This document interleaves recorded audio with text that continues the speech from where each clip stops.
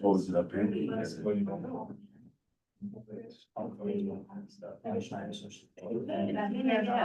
Yeah, it's a little bit. I think so, wow, like. That's great. I know.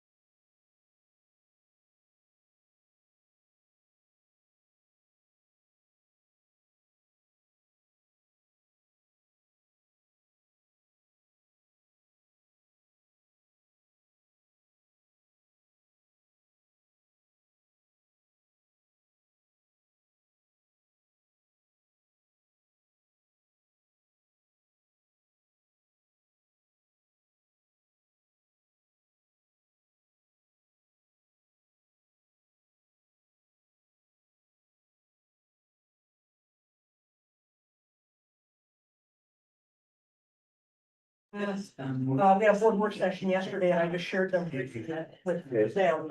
And did I share the data information? Yeah, I did. So it's, people know that it's in existence, but we really haven't had a chance to use it. Talk it through. Great. Yeah, so, So That's how I do it. can do. I'll get us kicked off and then, Okay, and we're about there. okay, and we've got water snacks. We're-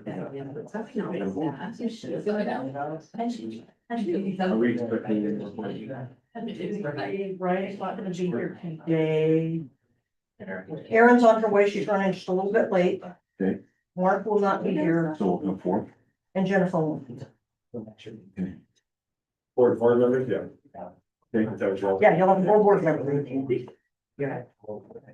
Thanks, Tom. It took me a minute to just go, for what? Okay, so, hi, everybody. Thanks for being here. Thanks for the patience for already 4 minutes into our time. So I want to get us going. It's great to be back with you. And so this is a big day. Hopefully we get to do some, getting some raw input out of the group, do some priority setting, which is kind of what we've delved into this whole time. So, but to kick us off today, I want to go have the superintendent and the leadership team go over some district data to kind of scaffold the board to kind of bring the board up to speed, especially because we have some board members that haven't been with the district for a little bit, or new. So it's good to look at some data to start our conversation today. Then we're gonna review portrait of graduate, take a look at that really quickly. Also gonna review what the group came up with coming out of the community survey. That's all just getting this all back top of mind, because at the end, we're gonna do a process where you're gonna give me raw input that's gonna become priorities. Okay? Questions? With that, I will go ahead and advance slides and down arrow advances. Thank you. You have the. So, I shared this, I think, with our admin group. We didn't talk about it much, and then I shared it yesterday in our board work session. And shared that we had talked about in our admin team about, the look that the board had done before related to our mission statement, and maybe it's time to kind of relook and not necessarily re-engineer the whole thing, but there were pieces of it about lifelong learning and the ability to move into whatever your next step will be successfully. And so that's kind of all on the table. The other thing that we had talked about was the key performance indicators. And what we had talked about with our administrative group was there are things that we've not been watching, but we've had as key performance indicators for a long time. There are things that we have been looking at, hit and miss in some places. State assessment data is not always the best anymore, because of the opt-out potential that different people have. And we also talked about the desire not to necessarily collect 45 pieces of data, when if there are a few key factors that we can grab a hold of that have meaning to us and collect those, that makes more sense than trying to look at multiple pockets of things that may or may not influence where we really need to pay attention. So and putting together the data put together was really more about, here are some possibilities of things that we can consider and look at. And so it's not these are the reports that we will have. It's really about, here are some placeholders to get started that give us some information. So I just took from Synergy our and I put the same two dates up there. So at the end of last year, without Kings Valley and including Kings Valley, what were our enrollment numbers at the end of last year? So that you can see, as a district, we had 134 seniors. We've got 78 kinders. So this is where we start to see some of the shift in what our numbers could be looking like into the future. So it gives us a sense of, we're definitely looking at potentially fewer high school students than what we've got incoming in our elementary levels. And so just want to have an awareness of that. Then what I did was I took information from the start of the year to the end of the year and broke it down as of September 13th and as of June 6th. And I didn't go back and compare these with the board reports on enrollment, just didn't have the time. So it could be off by 1 or 2 kids. It's one of those things. So you can see, for instance, at Blodgett Elementary, we started the year at 32, we ended at 28. Blodgett is something we talked about in our board work session yesterday, about where the break-even points are around enrollment. And so that's going to be something that we know we need to continue to watch. 30 to 32 is about break even. We talked last night about is break even, or yesterday at the work session, is break even good enough? If we were to close down with an enrollment of 25, does that really save us money in the small schools waiting? Are we really actually losing money in the long run? And so break even is not as easy to figure out, because there's a possibility that we could lose resource if we just go ahead and shut down Blodgett. So we need to have an awareness of that. Clemens Primary started 164, 161. So you can start to see the gradation. I didn't put in there dual enrolled. And so that's why when you see Philomath Academy, Philomath High School, the numbers are, I just grabbed them as quick as I could, to be able to pull them out. So, that was about enrollment. The next thing I did was I took a look at regular attenders. Northwest Regional ESD has a data dashboard, and they keep track of all kinds of information. And so I went to that dashboard and reflected all the schools in the data and put that in for 21, 22. Michelle just was able to get the 24, 25 data that we will add in. But the idea was to take a look at in 21, 22 at the kinder, we had a 73.3% of our students were regular attenders, which means they attended over 90% of the days in the school year. And you can see some of the fluctuations. And where they're moving. What I'd ideally like to take a look at is what might regular attenders, how might that correlate in a pivot table with graduation and credits on track? So, are there any things that we can look at? Because we've had some people that will say attendance doesn't matter. Some of our students, especially who are gifted, that get straight A's, and they're saying it doesn't matter if I come to school or not, because I'm still getting straight A's. And so I mean, that's not rampant, but it's being able to look at that kind of data and look at what's happening with our attendance. So then I looked at by school.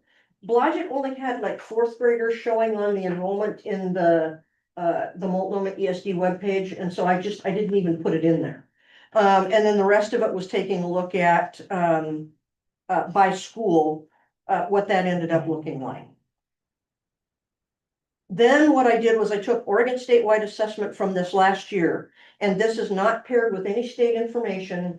It's called Susan Halliday's raw spreadsheet of who tested and who didn't, and who opted out, and who do we have a score for, and all those other kinds of things.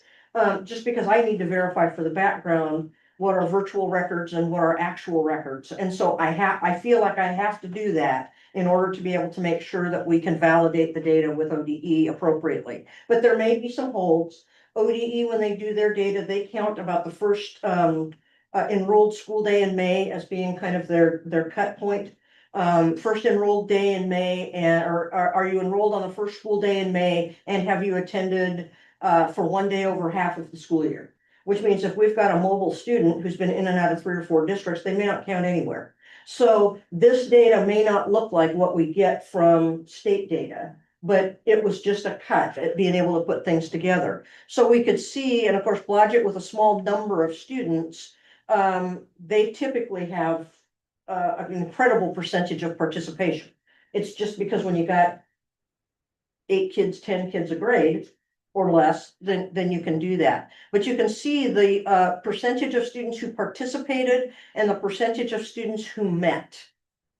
Philomath Elementary, you're still looking at 93, 95, just about 90% of students who participated. You start to get down into Philomath High School, and you've got a 37% participation rate. The Academy at 11th grade, a 14.8 participation rate. Kings Valley at 11th grade, a 30% participation rate. So our elementary rates have a tendency to be more reliable in what they tell us about our students than do the upper grades, just because of the number of students who opt out. Not a good thing, not a bad thing, it just is. And so then when I looked at the percentage who met in the data I calculated, I took only those students who participated. So all those students who didn't participate in much of the state's data, they are counted in some instances as not met. I took them off the table. So any student that opted out, I took them out of the calculation for percentage met. And the asterisks that I put up there were, for instance, you can see only 37% of 11th graders at Philomath High School participated in English language arts. And when you see 69.2% met, that doesn't really line up. When you're talking about 69.2% of 80 kids, or excuse me, of let's see, in that they're how many at grade level? 110, 120? So if you're looking at 37% of that 120, you're not looking necessarily at very many kids. So if I were to include the whole at a higher rate of participation, that number would probably not be 69.2. So that's why I put the asterisks in a couple of those places. I think Philomath Academy and no, it was Kings Valley. They had 3 kids who participated in a 66.7 meet rate, but it only incorporated 3 kids. So it was just kind of a way of being able to denote data a little bit differently, but we can start to see kind of some looks and feels of trends and information. Yeah. I have a question about like the timing of the tests, and I should know this as a parent who's had my kids take these tests a million times. The high school, the 11th graders, does that testing correlate around the same time that AP testing is happening and SAT and ACT testing? It's really more AP. AP testing. But the thing that has been found across the state, we are not unique in this at all, Mhm. is that, well, in most places, now that the essential skills graduation requirement is no longer in play for high school students, and this was a measure for that, people are saying, why does it matter? If I'm taking 2 AP classes at school, or if I'm taking a full load, or I want to take a double block period of manufacturing technology that's offered in the spring for independent projects, I don't give a rip about your test. And so there are a lot of reasons that students will opt out. The other reason, As well, also. yeah, Because testing fatigue is a real thing. Yeah. You're taking AP tests and then you have to take the state. Yep. Mandated tests, like. no, it does. It's all those reasons that make a difference. And then we've got also the other thing that we've talked about here at the high school is for the last couple of years, students have been pulled out of their classes to be able to participate in state testing. If I'm pulled out of my class and my teacher continues to give an assignment or have an expectation in class, I don't want to get behind in class. So I'm not going to take your test because I don't want to get behind. And so we have to look at that as a system to see if it makes any difference. We know that there could potentially be some state assessment changes afoot. We just don't know what they are. We've heard that they're going to make them shorter, they'll make them easier, or not easier, but shorter. And the other part of that in the new accountability bill, which is why I went to, this was just the Oregon at a glance that I threw in there from last year, because we have to do report cards again. So, the other one I didn't put in there then. There was another sheet that I shared with the board and our folks that was about local performance assessment.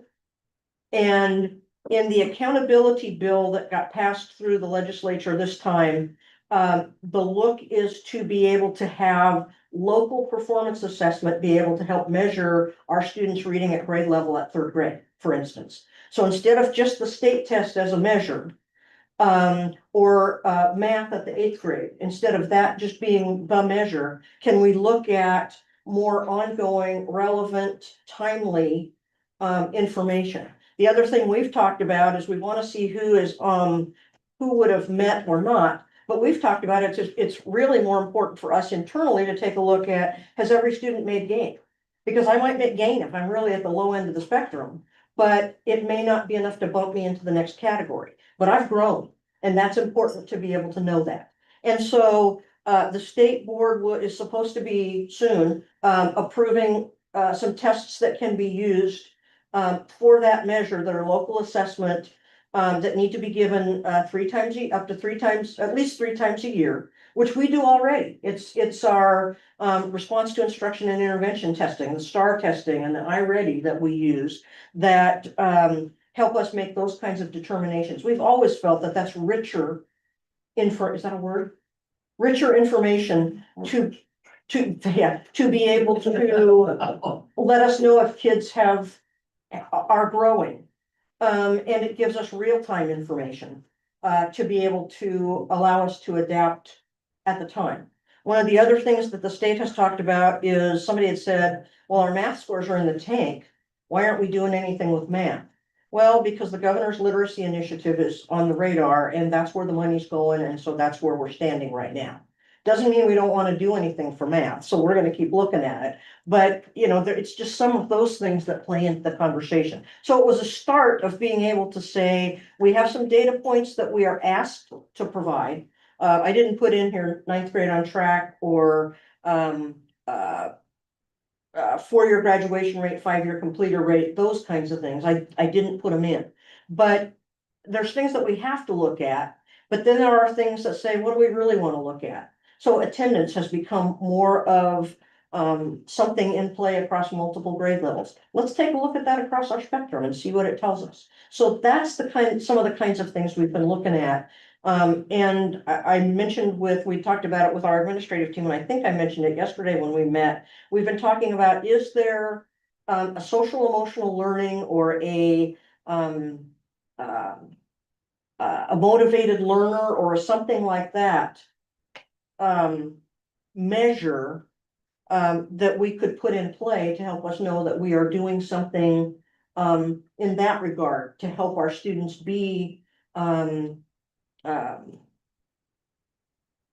accept rigor, to be able to persevere, those kinds of things. And so it's what might we need to look at, what do we want to look at with what's important, because all the things that we've talked about with Portrait of a Graduate, to a large degree are, we want kids who end with the ability to persevere. We want students who are motivated. We want all those kinds of things. And of course, we want skills too, but how do we really take a look at what's important? So that was kind of why I threw those things together. Plus Vince asked and said, can you give me some data? So. So- Can I just ask, this is new to me, that the opt out, when did that go into effect, that students can opt out? Oh, Wow. I mean, roughly, 5 years ago, 6 years ago, and it longer. longer? And Okay. is it, Think is it so. every grade level? The testing is at grades 3 through 8 and 11. And for the state test in language arts or literacy and math, parents can opt their students out. But there's also the state requirement that says at least 95% of your students need to test. Nobody gets there anymore because the opt-out provision. And so you can't work at a federal thing that says you got to have X number of students participate, but then provide an opt-out provision for those particular tests. So the 95% comes from the feds? The 95% was a state Was it, deal. but the opt out is. And the opt-out is a federal, Oh, the opt out's the federal. yep. So from my view, sometimes with this, it was a frustration is that, they require us to overtly make it families aware. We have to put it out there. This is how you opt out. And these are things, and then at the same time say, but we don't want people to opt out. So it's not even like a discrete thing where we can on the background, people have to we have to put it very front facing and that's it. And then, so it's just, it's a weird dual message. And the incentive of set of skills. Oh, it says at you. For those of you who didn't see, my soda just exploded all over. You 3 legislative cycles ago. So it's been a bit. It's like I'd 6 say at years. least 9, 10 years. Yeah, it's been a while. Oh, but I remember clearly when it started happening. And we saw a drop in participation. Okay, yeah. Without having kids, I can't, Yeah, place back. yeah. So school board, this is a great opportunity to have a conversation with your leadership team. They shared a bunch of information. You got this ahead of time. Any other questions about the data or what the story of the data is telling you? Or what's coming out of that? Well, it's unfortunate with the opt out, it's really hard to to have confidence in the data, right? Because likely it's your overachievers or your better performing that are gonna be testing. Be my guess, so it really skews the result. Actually, in some places, we found the reverse. Parents who are very actively involved in their child's life. You have students who can advocate for themselves in a great way, will opt out. It's those kids that don't have the parental support necessarily, that are going to opt their students out, or excuse me, that are gonna ask their students to test. The opt-outs really come from, mom, dad, I've got 3 AP classes or 2 AP classes, and I'm in softball, and I'm in the choir, the band, and for this, that, and the other reason, I don't want to, and parents feel like it's a reasoned thing, and it's not it doesn't impact my grade, it doesn't impact whether or not I graduate, it doesn't do anything. And we put out notices to our families that say, please have your student test because it's important for the district health. Not so much individual student health, but for purposes of being able to measure our system strength, it's important, and we're not alone. And probably the deficiencies of the summative state assessments is why the legislature gave direction to ODE to scope out having districts do intermediate testing. Or require intermediate testing, but you guys are already there, so. As long as they pick our tests. Which Fingers crossed. I believe they will, but Any other questions or discussion? Okay, quiet group, okay. So I wanted to remind you of the summary of what this group pulled out of the community survey. We're not going to extol all that. It's just some summary slides. So out of the community survey, you identified some areas of strength. Let's get over here so I can see this. So one of them, one of the big ones that came up was trust, that you have community, that internally you have a lot of trust. You also reported that you had trust with your students, definitely caring commitment to children. That was observed. I mean, you observed that in yourselves, but the community also reflected that back to you. Student staff relationship definitely popped out in that community survey.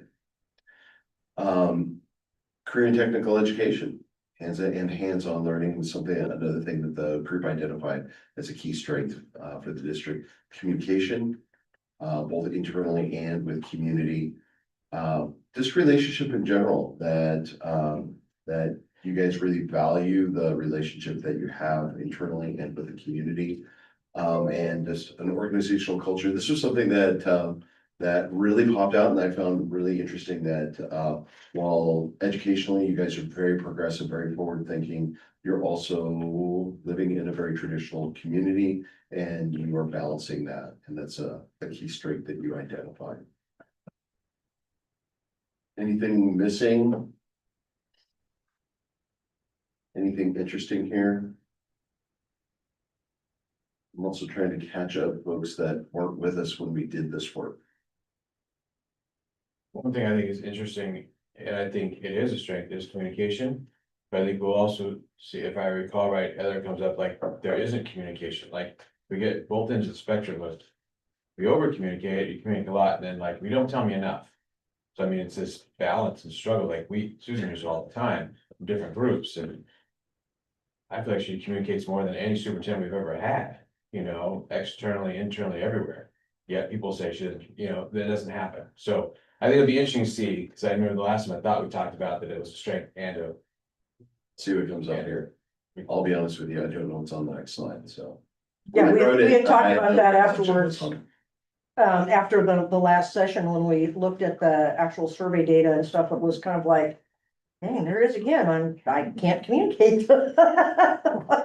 And I don't think there's a district in the state that's got it figured out, but when you guys do, let me know, because we definitely want to bottle that and share it, because, yeah. Well, it's really about if I put something out and I get 2 emails that are angry, that's a good day, I'm okay. At least they're engaging. Yes, This is another thing that, even though that you're a smaller district, smaller number of kids, and you reap the benefits of that, of being living in a small community, you're able to provide a wide variety of programs that may not be characteristic of other districts your size. So some areas of growth, safety was definitely top of the list here. Perceptions of safety, of course, motion safety, kids feeling safe in school. The words bullying and racism, those are words that came from you guys. I didn't pull that out. Safety for staff and, focusing on skill and system development to ensure that staff can be safe in the classroom. Let's see, growing capacity to teach transferable skills, really getting to those items in the portrait of a graduate, going beyond just core curriculum and really trying to get to those skills that make it a complete person. community connection, again, communication, there it is. Yep. And technology. I didn't have anything really specific in there, it was just like technology. That was something, that area that you guys wanted to work on. And goodness, I think it's an area that everybody's gonna be working on for a while, because it's moving so fast. Are we missing anything here? Is there anything stand out? Or any comments, observations? I have a question, and I know you said something, but I didn't quite catch it. Under the emotional safety, bullying and racism is not seen, does that mean that?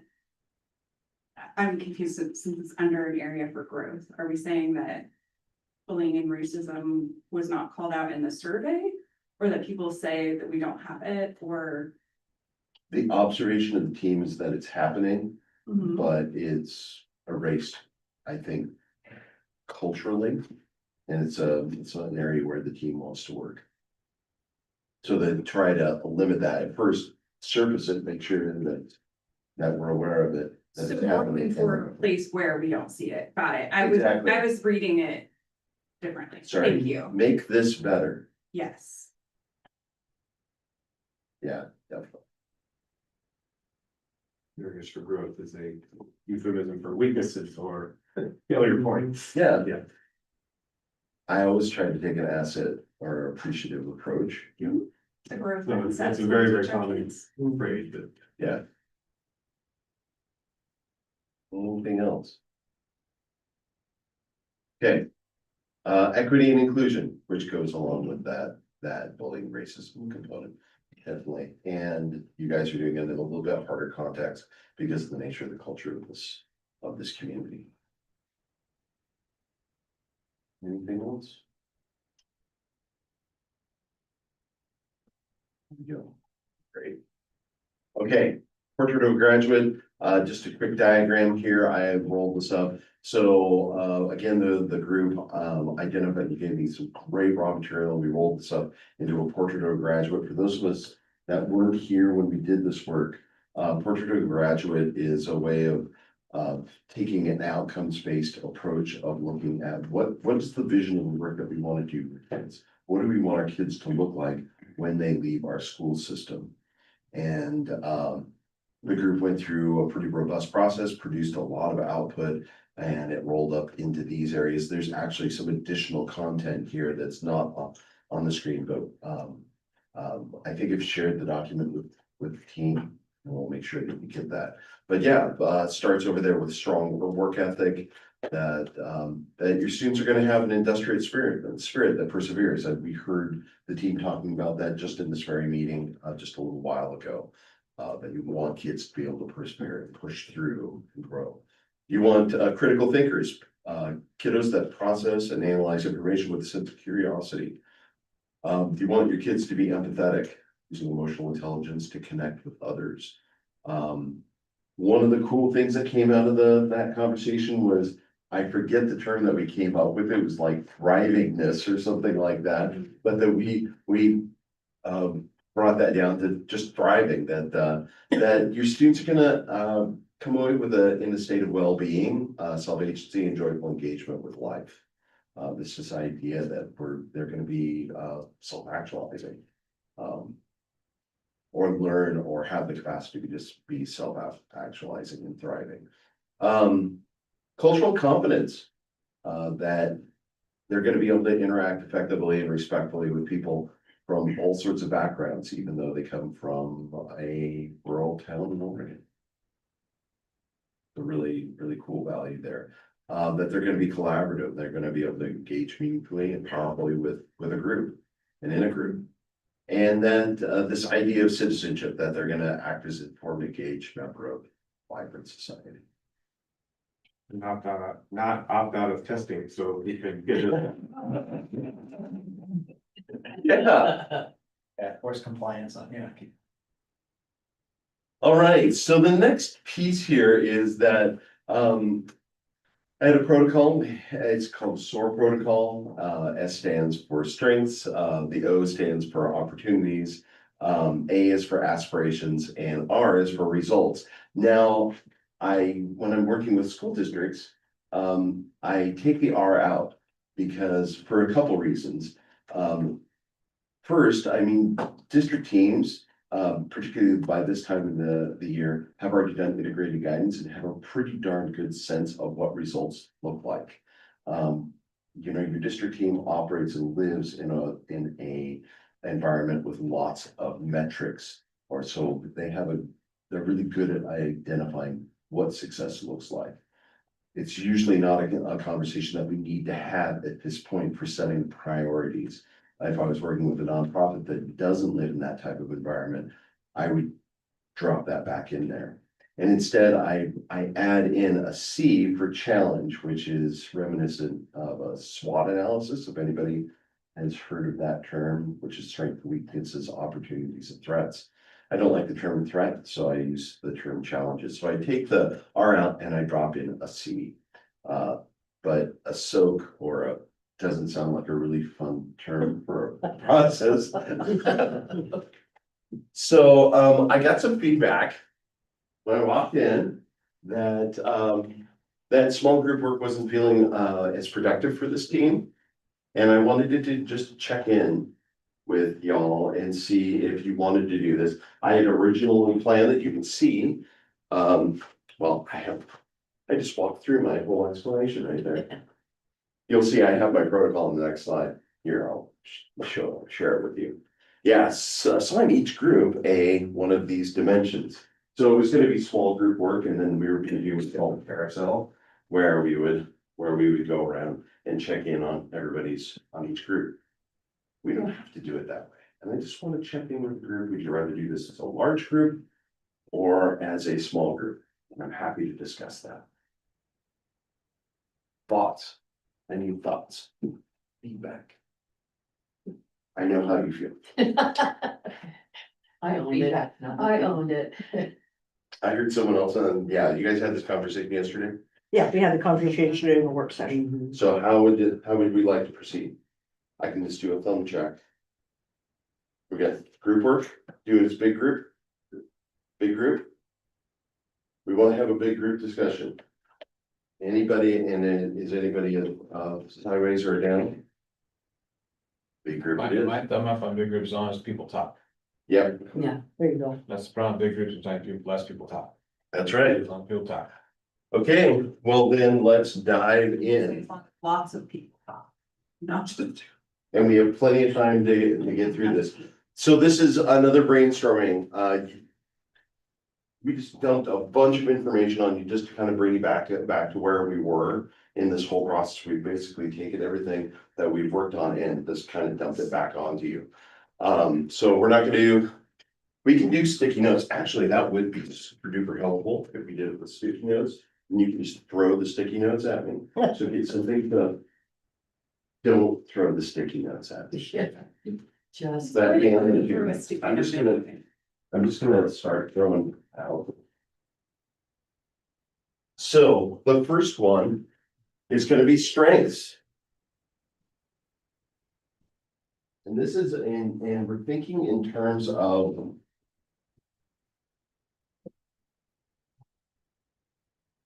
What strengths are we gonna prioritize in operational? What are the?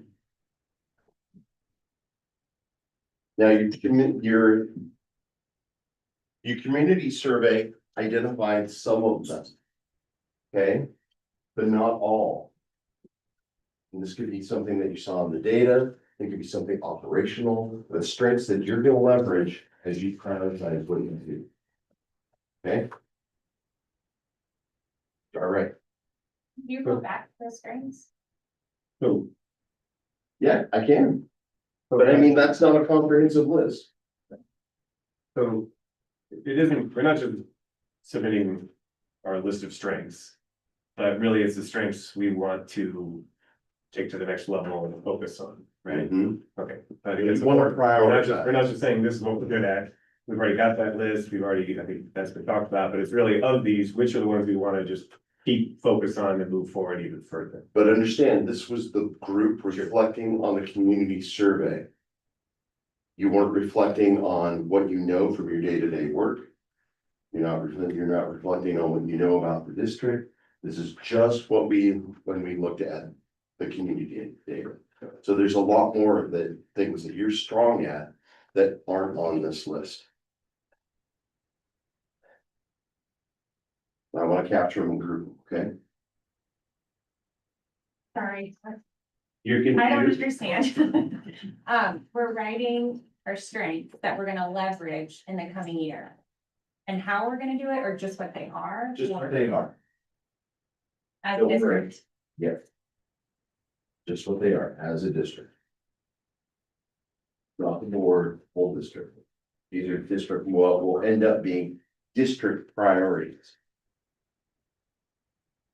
And you'll be amazed, magically, they will nest right on top of goals that the district team has. Can we do one on it? I'm feeling very.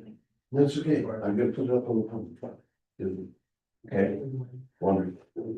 Great. I was just put one, I'm listening, but I don't want to. I'm gonna be your, I'm gonna group them for you.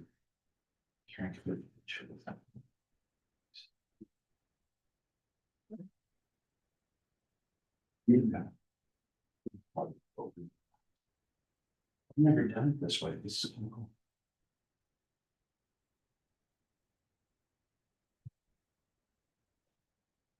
Gently. Oh, one idea per sticky. So why don't I? I'm sorry. These will keep that.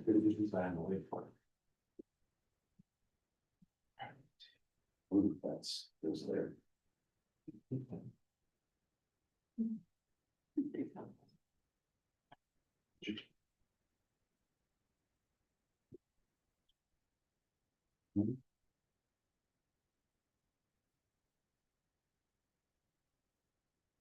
If anybody wants to help me.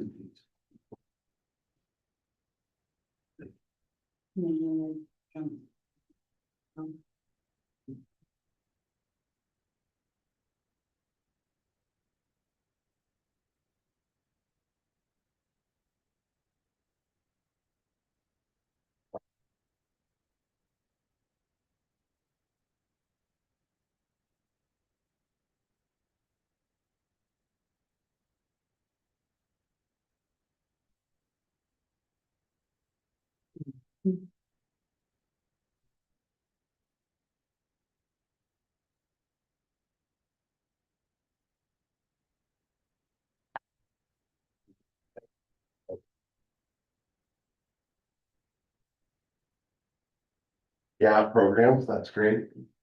Yeah, here we go. Here's the second. Yeah.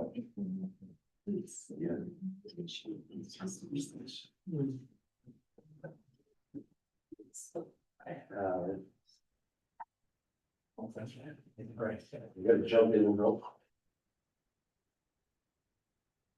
Thanks. Thanks.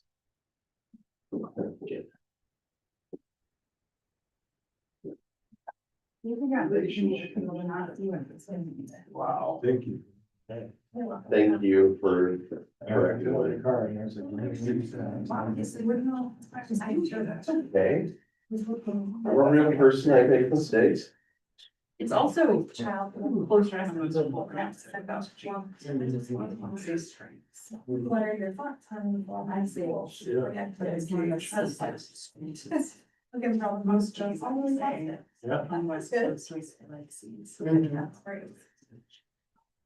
Rigor, relevance.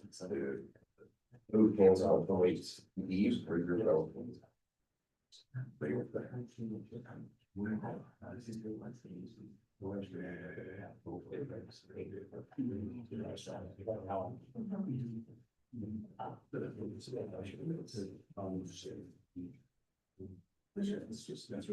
More?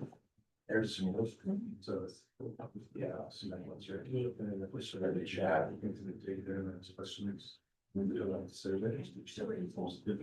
Awesome.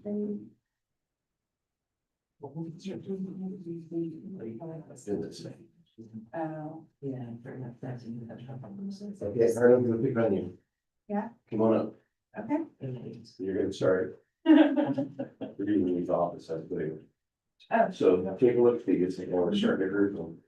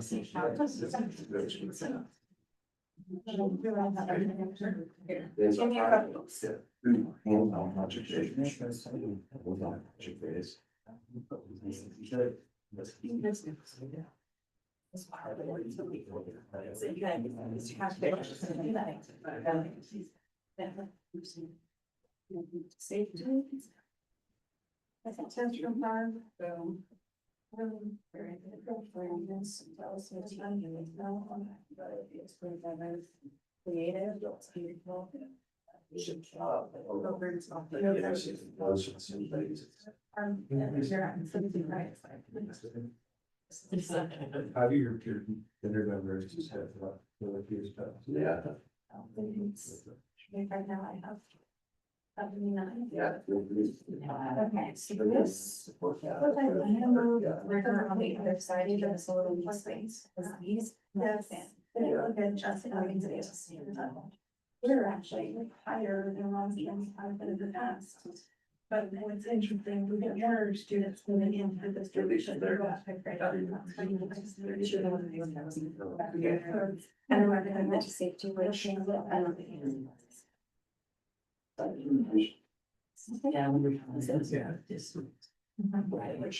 He's acting. Yeah.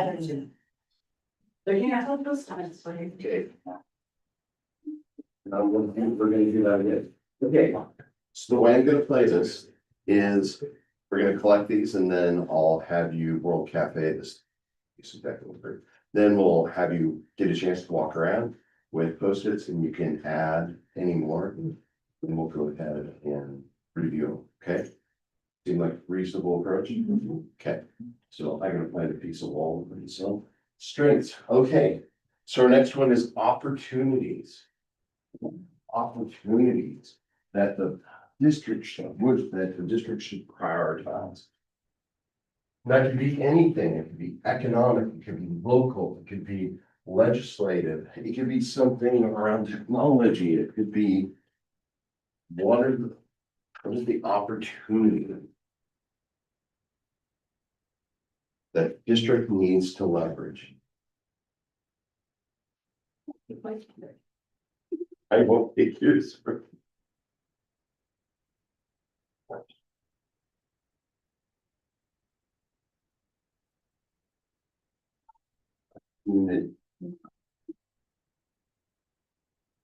It's because I drank half of a giant Dutch Brothers iced latte and now I'm like, Because you didn't drink the other half.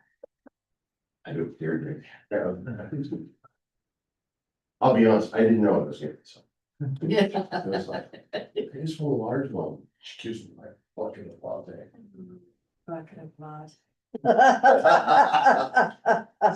Oh, my heart's pounding. Ooh, I love that. Oh. Vision. Love it.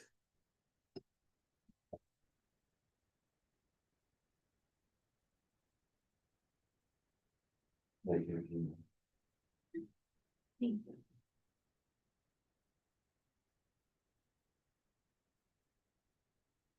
See, no one's even having the. Oh.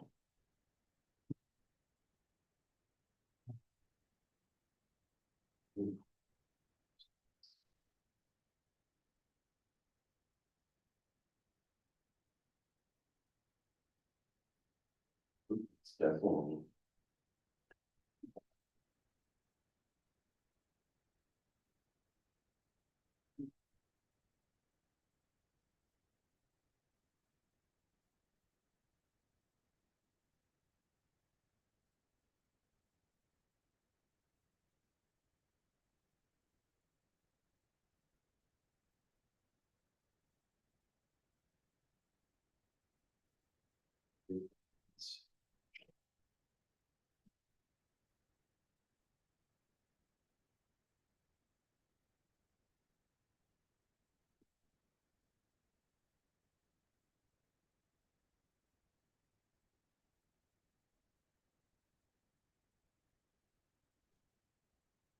You're gonna come up with more.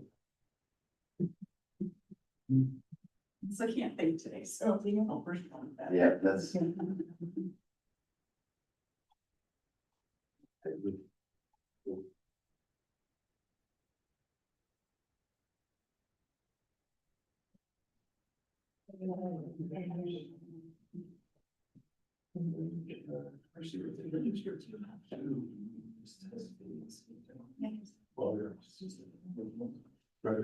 We shot this new at the end of the after the. This one, 92 silver and ton, so she. I feel like this is like all. Yeah, it's very good. Since they should.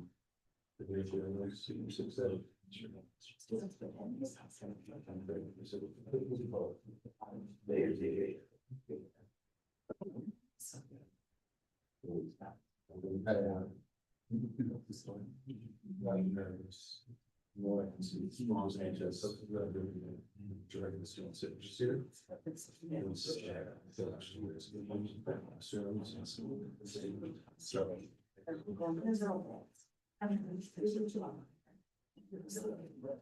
Last day, the really good reasons. That's a first. Yeah, she actually extensive learning as well. You know, just starting up the massive. He's already. She's gonna have some. Setting up.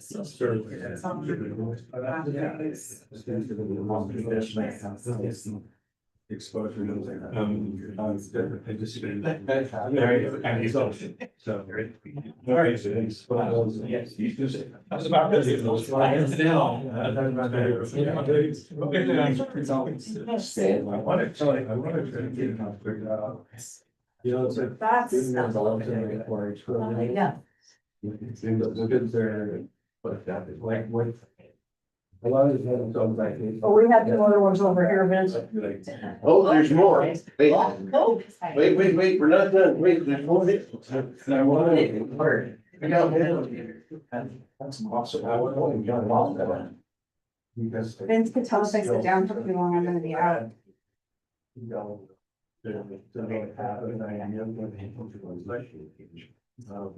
So that's massive. Yeah. That's something I used to also bring the. You guys are like, putting their own, yeah, they're getting around. Can I get a super size with that? First, Extra fry. so they're learning how to manage this.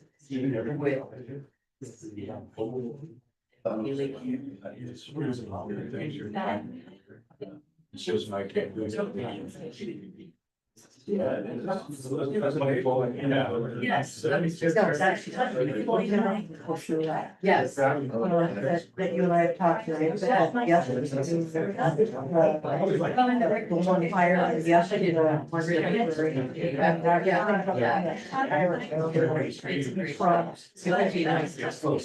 gonna reach out to, let's reach out to OSCA, and if I have to go down and with them, I will. Yeah. If the premises in days, so we can wait till the end. Yeah. Say it's a long term stuff. Yeah, yeah. It's different. You guys see it anyway, either yourself. Yes.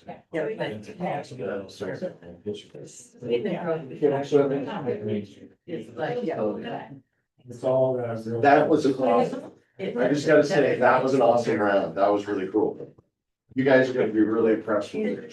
Yes, great. On the third. So we're, Everybody's like, what's this soak thing? Oh, that's not gonna work. Gotta change And that. it always works so well. We gotta It's change. amazing when you get it. People. Okay. I was just gonna say, don't forget yourself here, Vince. Oh, no, wait. Okay. SOA, aspirations. So aspirations for your district. You've already done your aspirations for your kids. That's your portrait of a graduate. Now, some of that's gonna get in there. Yes, Aspirations and opportunity, what's the difference between those two? opportunities are things that you can use. Okay. But isn't that strengths?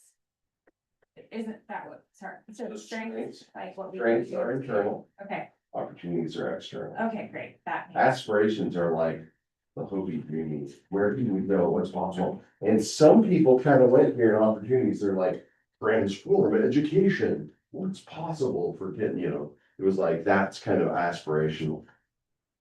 So it's like, what's possible for this district? What can you achieve? You're already headed in this direction.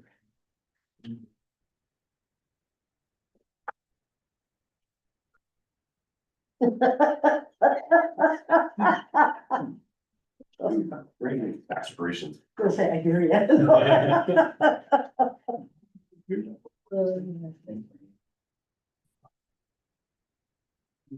So another way. Stay your family. Oh, yeah, yep. This is a little narrow, student experience, it's not necessarily student experience. It could be also staff, it could be, well, district. And it's-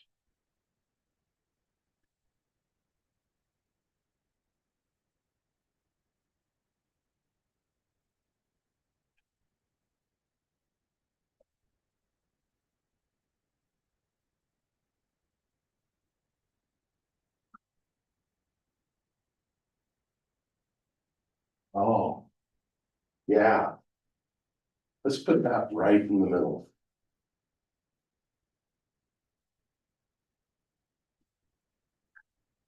It's like pop up worlds. No.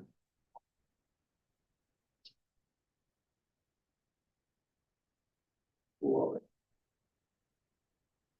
Oh, you guys are amazing.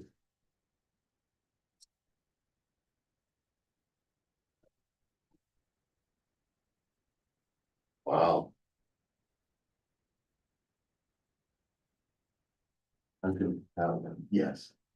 That goes right there.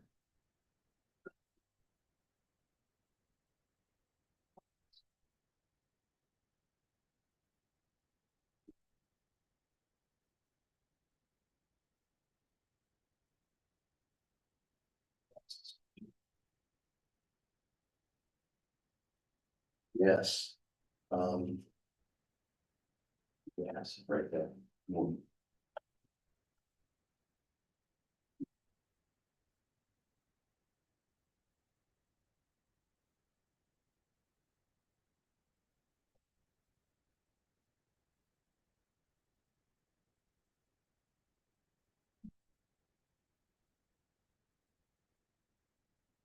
That's not video for typically when look at happens here. You can ride with us. Bike bus.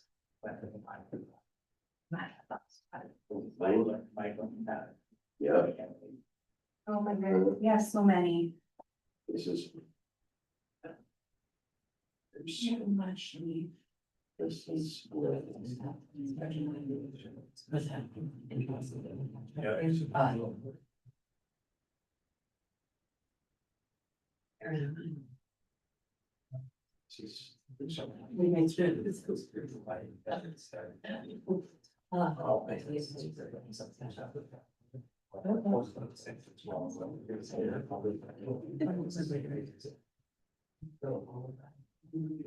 Yeah, that's an aspiration right there.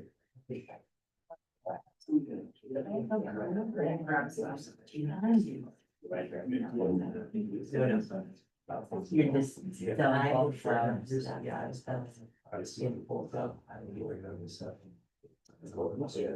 So you don't do crime this.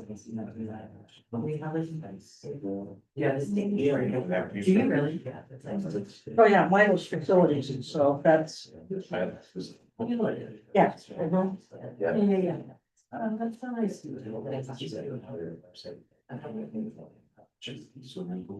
Yeah. Performing arts center, or community center, yeah.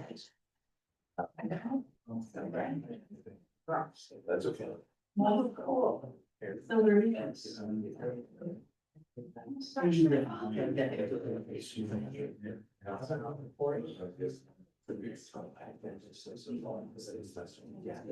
Gotcha. Yeah. Oh, that's really good. Is it something for the authority?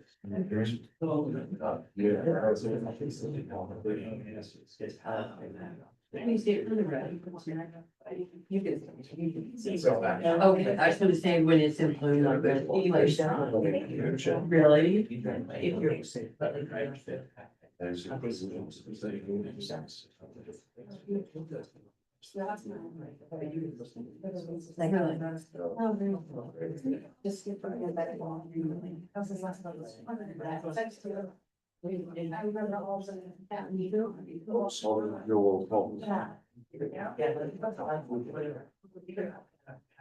Oh, wow. Oh my gosh, so you do have. There's probably gonna need to, I think it goes. Yes, we're gonna. We gotta take this one to the big whiteboard, y'all. Oh, You warmed up, you warmed up. Yeah, yeah. Yeah, it's great stuff. Very good. This is gonna produce, I can't wait to pull all this together. It's so cool. It's gonna be so cool. Okay. I know what I'm doing this I weekend. just. Enrichment.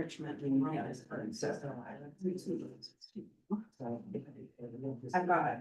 Oh, you got my copy. Oh, okay.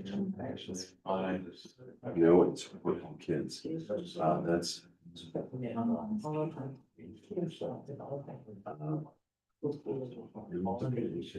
They know where they belong. They know they're going to do. Oh, yeah, you could be praised. I This just. is- Yeah, yeah. Facility.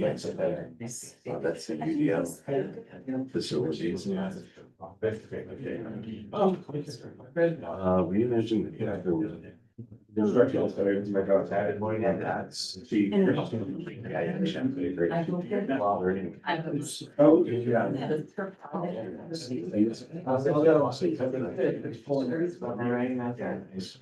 Yeah, I think they were seen out of Jackson. So you didn't. What we do is like we. No, before I see phone file. Yeah, yeah, yeah. Oh. We did it with our way. Yeah, I'm Great. going with. Necessary. Ours was.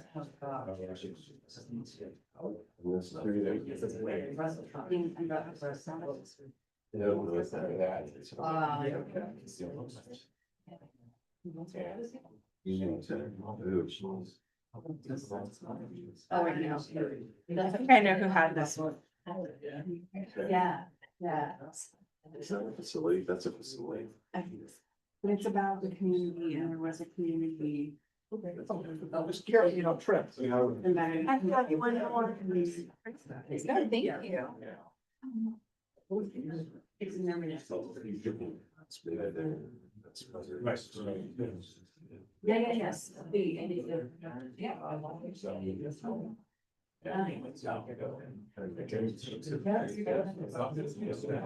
She was playing in overseas with him. I love going away. Yeah. I love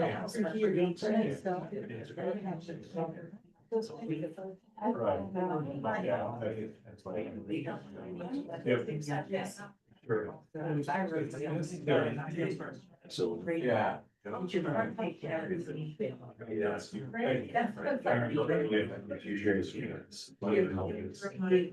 I think the more days there, so you can begin to say, right?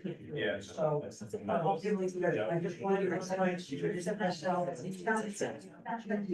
Yeah. See, that kind of falls out. Yeah. That from, but can All that's that. building swap and move? So this is. And I drove to CTE. $5. I think $5. There were the. So does this. Oh, wow.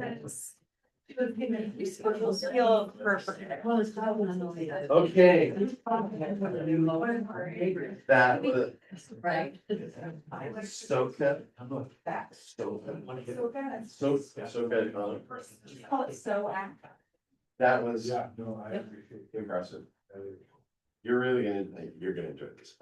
When you go around and see them. Okay, last one, challenges. So what are the challenges you're facing? What do you have to overcome? You'll understand when I draw a dollar sign.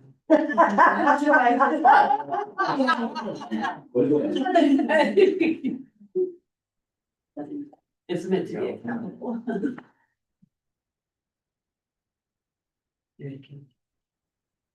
And this is what you need to prioritize. I mean, certainly funding is something you have to pay It's a attention. huge challenge. Thank you, Slide. I know.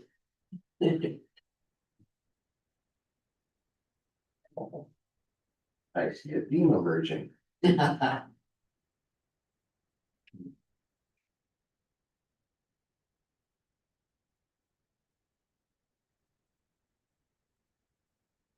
Hmm.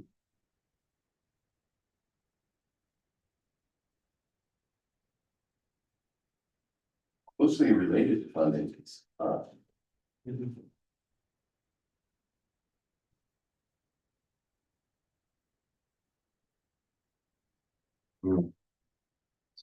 Everything. Everything. grants. Five times as a whole. I know. There's a little. The unknown, uncertainty. No, I work Yes. I figure out what's behind it. What is you doing right? Yeah.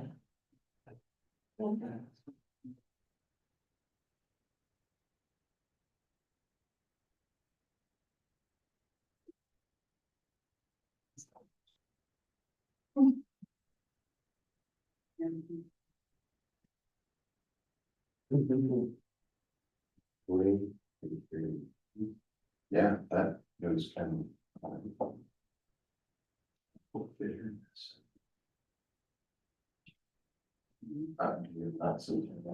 We haven't seen technology. Oh, who will? I already put it in there and you picked it up already.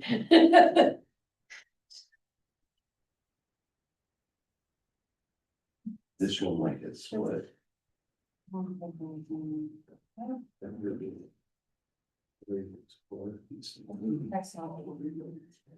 Items right there.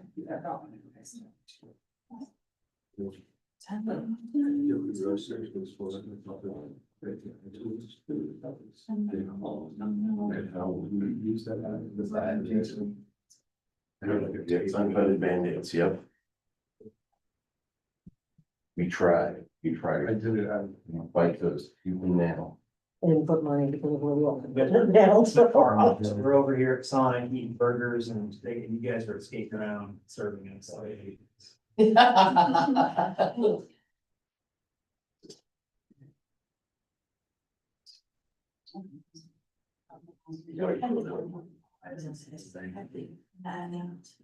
Oh, yes. Where's the? Oh my goodness, that's what I did, Sarah was. That's.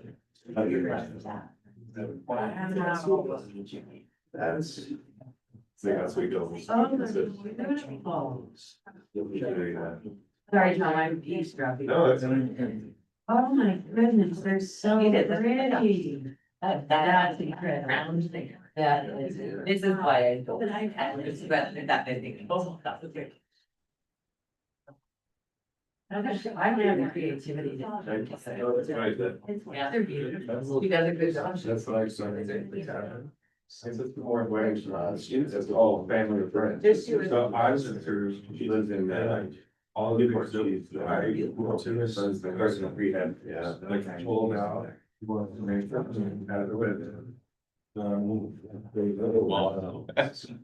So it's not. Well, and it's not. Yeah, it's. It's those stuff. Oh, yeah. I have that, I don't have to see it. But it's. To be able to put it together like that. I don't know that. And if when I was trying. Once you get my operation. Well, Yeah, when you have this, sorry.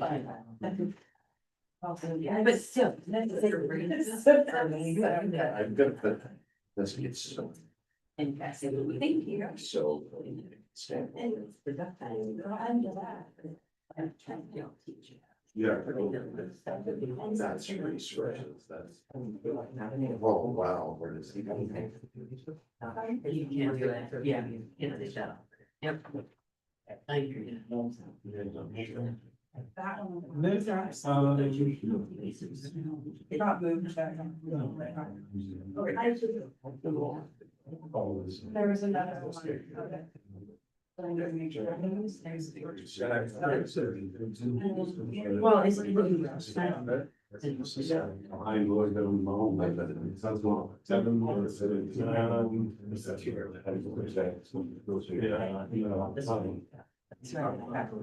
So we have to. Roll to this house. There's like on the back side of the house. It's definitely louder. Open it up on the roof. Yes. So this person surrounds you with a blower. It's all. I was. Any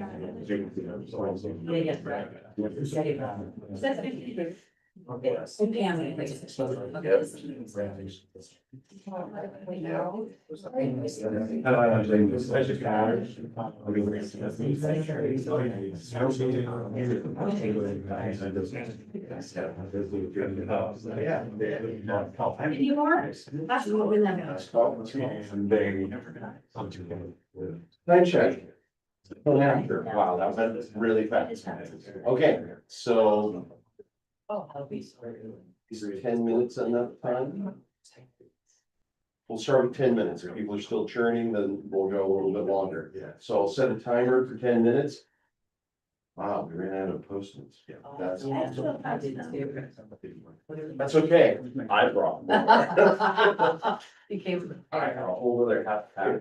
So grab a thing of Post-its or walk with somebody with Post-its and then just tour, just take a look, see what's there, what's resonating.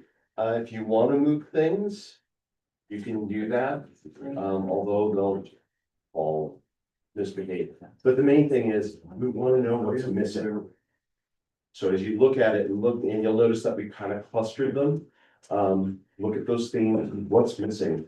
You know, we want to get as much nuance into this as we can, because what I'll do is I'll take these, aggregate them together and start building, rolling it up unbelievably into 3 or 4 priority areas.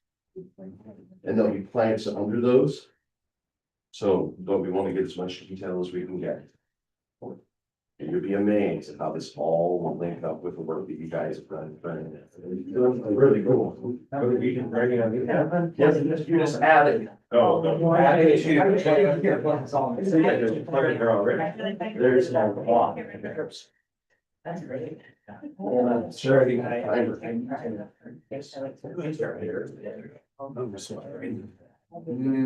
That was one. I think we should start the narrowing down process. I don't even narrow.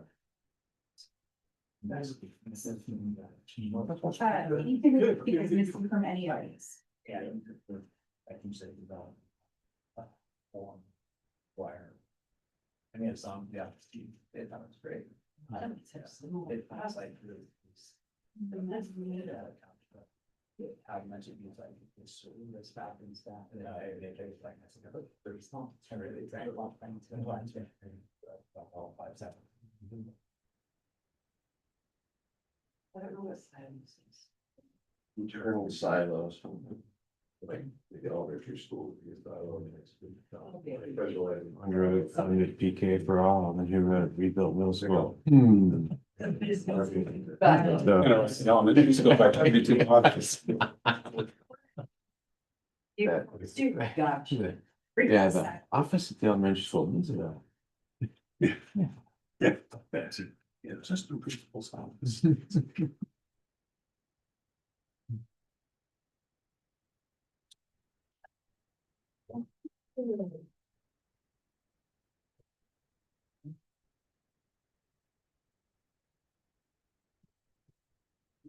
No, they're fine, they're trying to work with us.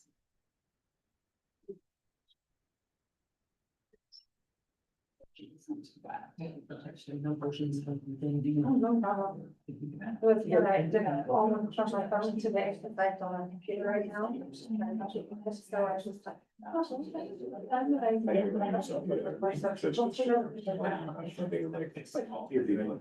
I talked to them. Almost I talked to them this morning. In other words, I'll remind you of the 2000. Last in the schools, 5 or 6 years, right? Simultaneously, we were Right. every year, precipitous enrollment drop. So there was less money per student, and we would get a lot of students. Yeah. Which God help us, never that big again. So if we're lying about how hard it is now, yeah. That's when I came on here. Yeah. And then I was on temporary. Yes, I remember this. And then wasn't renewed, understandably so. Oh, we were happy to have temporary people that we didn't have to renew, because otherwise we were firing long-term people. Exactly, yeah. Or retirees, we were ecstatic when retirees. Yeah. It wasn't a dull moment. Now they're held. It's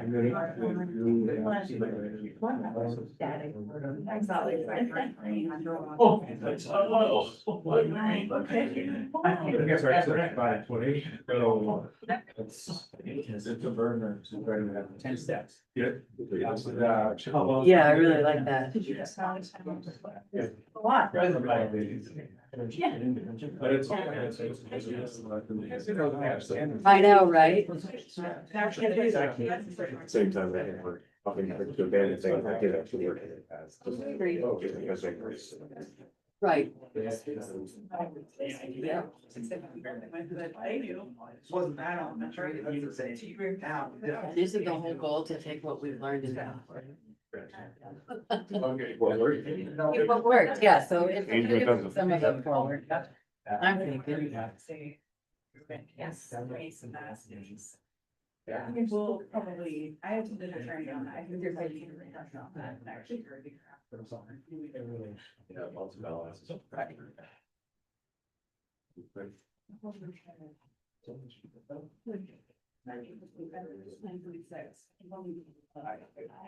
How are you? I'm good.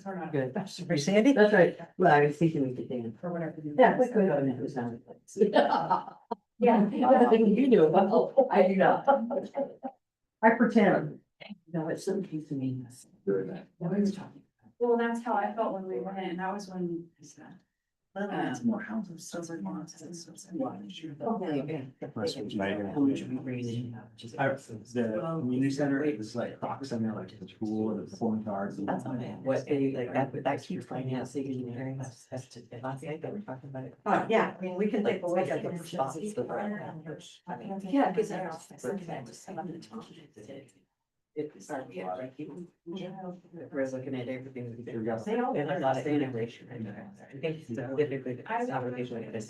Oh, yeah. Oh, it is probably like. We get those. Previous district, sure, we had a. So it's just like, you can have always like more shapes. One would say. And we would. Use the amount. I would say. Right. And logic Is. right now, Not like crocs. all those kids are Watching walls. and everyone doesn't stay all over. No, right. I don't, I don't like people when this can happen. No, this is good, because I like to put words on paper.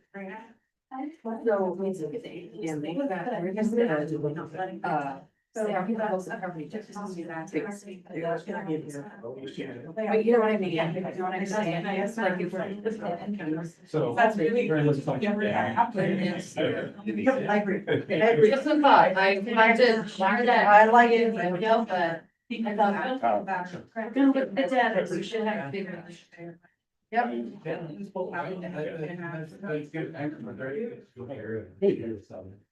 Right, which is. I really was like, pause. You're watching first year. Sure. I was, I need an extra week. I'll let you all. We'll walk alone. Yeah. Not of this movie. Oh my gosh. I do like. There might be some. I do, I like that car. I I love it. But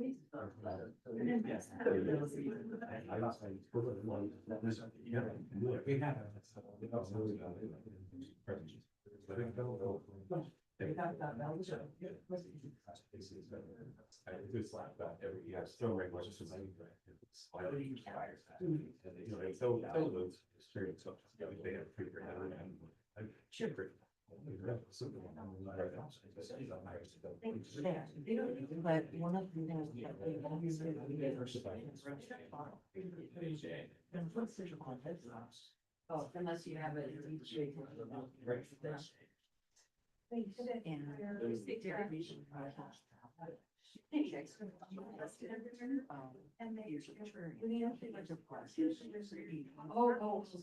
Oh, really? And so.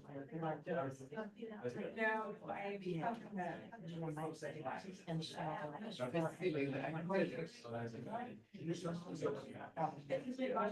But I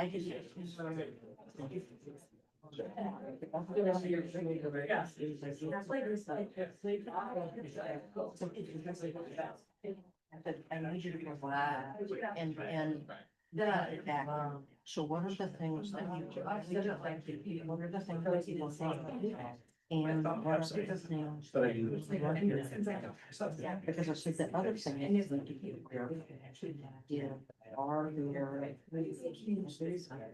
Crossing these to work with the human. Either without extending the contract or because it's really a time or assistance to be able to. Because I said that we could just keep working. And so the other I need to on whatever. Right. Student. And advocacy for what organizations do that. And so, but those are the two things that I heard.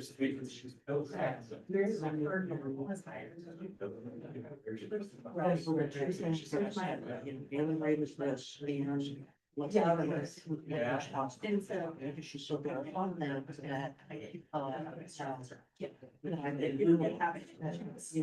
we're different and they're not on my. And I said that's probably part of the.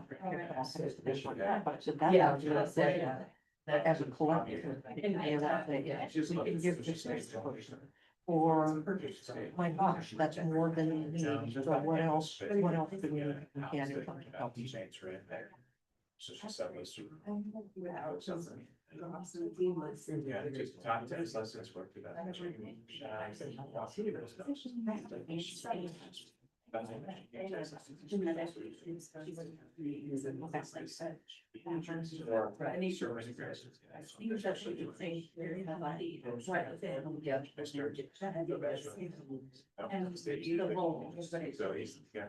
And I think she needs to just finish that, and then we take a look at it and find out how are the responsibilities split. What have we just not been thinking about for years? And. Right, and how we maximize. I mean, he is.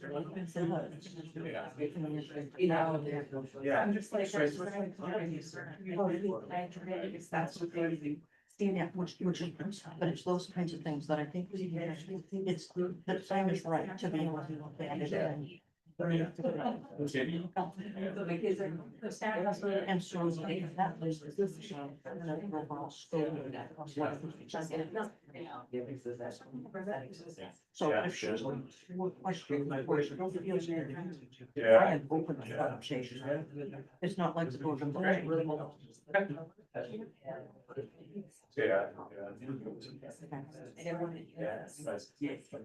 Right, but she, I told her to do that, and then I told her I talked to Jennifer, and she knew I got that we talked about, and that's when Jennifer.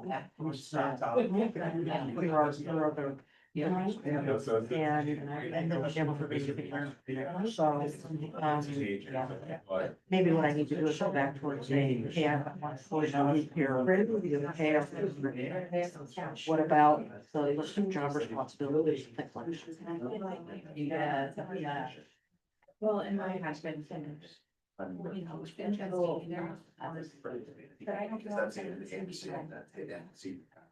Because. So that would be. That's Yeah. Or is that?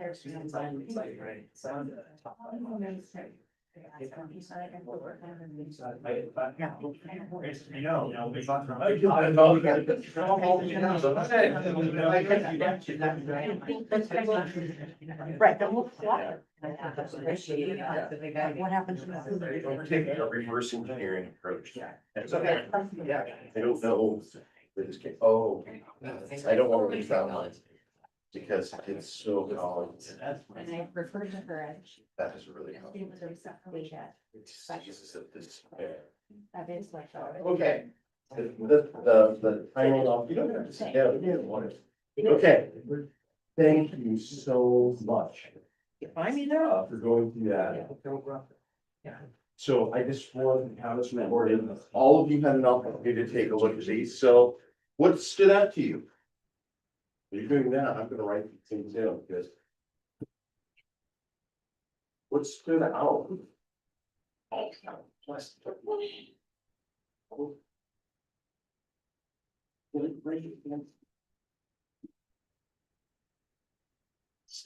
You guys stay on there. There was one post-it, and I don't remember the exact wording, but it's on the sheet you're holding right now. Yeah, It's about the, you and I both went, oh. diseases of despair. Yes. Yeah, Oh, that actually, that hit me right in my solar plexus. yeah. So what's, yeah. What else?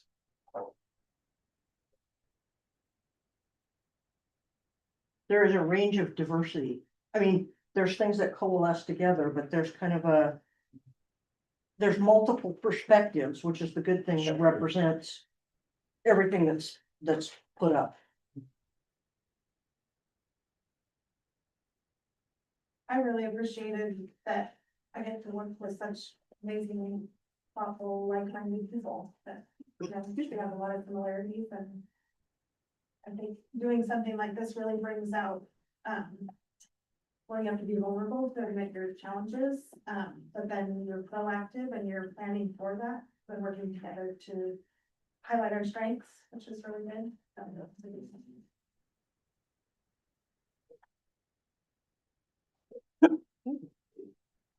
One thing I know is that the work we do is super complex. Sometimes it can be overwhelming to look at all that the school system is asked to do, but I also, it's kind of, to me, like it inspires me to I guess the responsibility is big and we can do awesome things and with our partnerships, but it's, there's a lot of hats. And sometimes I would just say, I wear that a little overwhelmed with excitement. Yeah, it is overwhelming. And I mean, it was actually captured on one of the post-its. Just the immense change in expectations on K-12 education. Yeah. It is overwhelming. It is really hard.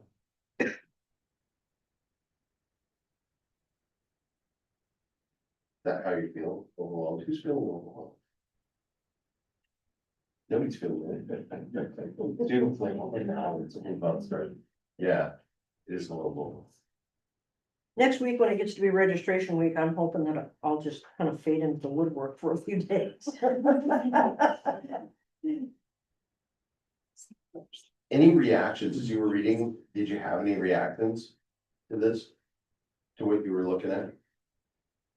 Like, I mean, Erin and I had that gut reaction to that one. That had a couple of times on different boards, like the thoughtfulness in. Sometimes someone wrote on it, post it, you know what I mean? Like, we don't supposed to be like, oh, this is so important. But we're putting incredibly important thoughts on these post-its, so. I know, but there were, I would say probably 3 or 4 where I read it and I went, oh. In the despair way, and then also the, this is amazing way. Reactions? I think it was great to see in some areas where there was so much similarity as to what priorities were and things. I think that's very reassuring. Yeah. Lots of alignment. Yeah, I there's saw a some- lot of excitement yeah, and energy. I was excited when I saw some of them up there. I thought, okay, that's pretty cool. Yeah. Any other reactions?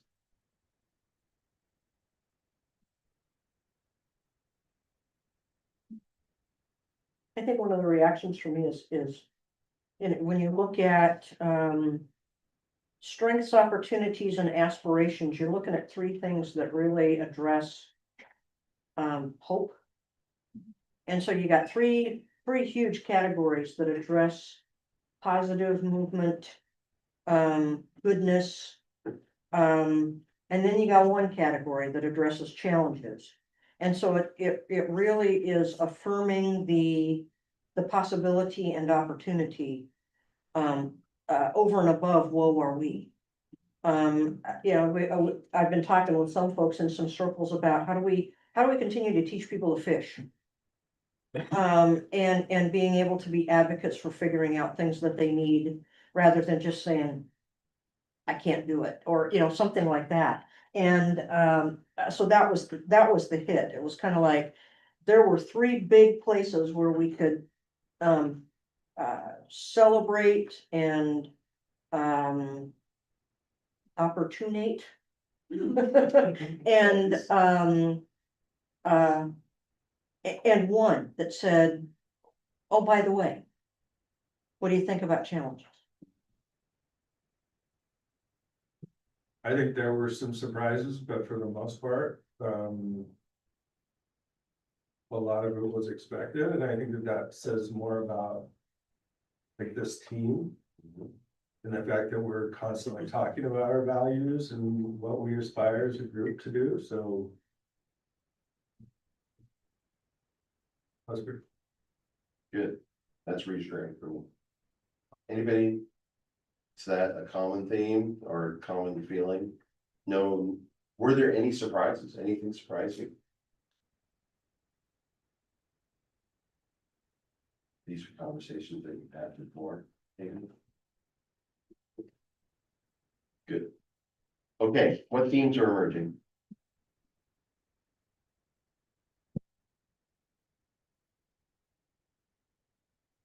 On the strengths and the relationship, like community showed up a lot. Community relationship, yep.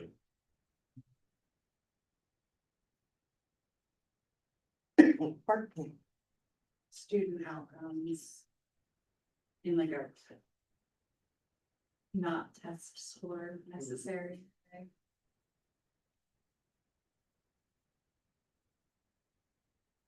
I see a lot of like things that could fall under like a word like relevance. In terms of whether that's hands-on elementary or CT at high school, so kind of that.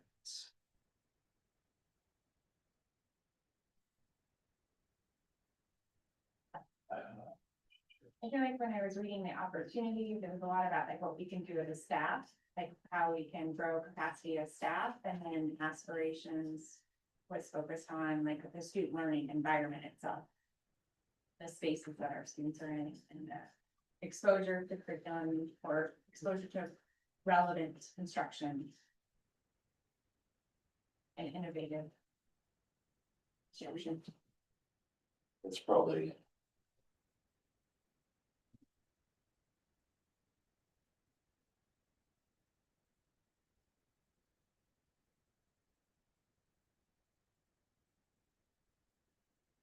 So innovation. Yeah.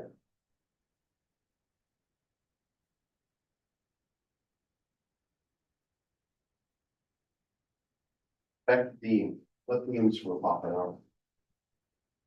I saw, attendance. Yeah, for sure. Student involvement. God, how kids show up.